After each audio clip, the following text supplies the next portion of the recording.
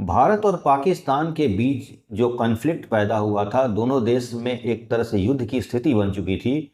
इसमें भारत के जितने स्ट्रेटेजिक पार्टनर थे, खासतौर पर क्वाड्स और ब्रिक्स, इन देशों का जो रवैया था भारत के प्रति, वो एक तरह से न्यूट्रल था। यानी कोई भी देश आतंकवाद को लेकर निंदा तो किया, लेकिन आतंकवाद के जिम्मेदार जो देश है पाकिस्तान, उसको किसी ने भी खुलकर निंदा नहीं की, यानी पाकिस्तान का नाम किसी ने भी नहीं लिया। तो अब ये सवाल होता है कि क्वाड जैसे देश, जिसमें जापान, ऑस्ट्रेलिया, अमेरिका और भारत शामिल है, तो भारत के लिए ये देश, ये संगठन एक तरह से न्यूट्रल अगर रहेंगे तो क्या ये भारत के लिए यूजलेस हैं? सिर्फ और सिर्फ ये देश अपने हितों के लिए भारत का इस्तेमाल कर रहे हैं, यानी हमारे ऊपर अगर मुसीबत पड़े तो अब भारत हमारी मदद करने के लिए आए, लेकिन अगर भारत के ऊपर मुसीबत आएगी तो हम लोग न्यूट्रल हो जाएंगे।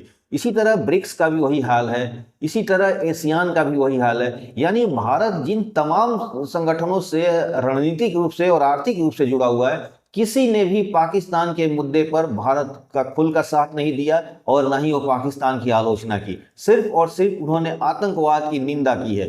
यानी अब भारत की कूटनीतिक रूप से अब ये विचार करने की जरूरत है, और भारत सरकार के जो विदेश मंत्रालय से लोग जुड़े हुए लोग भी हैं, उन्हें मीडिया से एक तरह से स्पष्ट करना चाहिए कि भारत का जो विदेश नीति है वो किस दिशा में जा रही है।